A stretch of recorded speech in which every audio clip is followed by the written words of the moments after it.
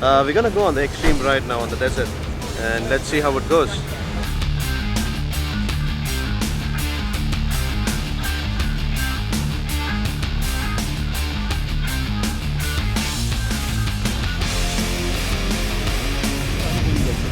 We enjoyed.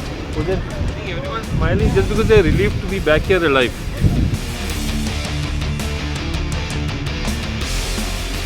Our driver was a little bit soft, to be honest, so we're hoping he amps it up the next leg.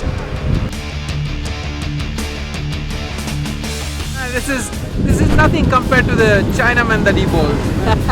The batsman sort of, stuttering around there.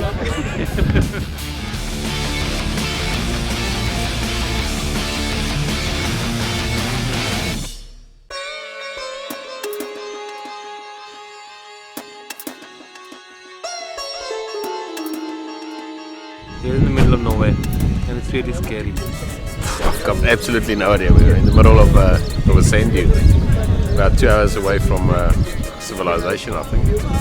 Feeling relaxed out here, in the middle of nowhere. We don't know where to go, what to have. I don't think the camels can even survive here. There's nothing here.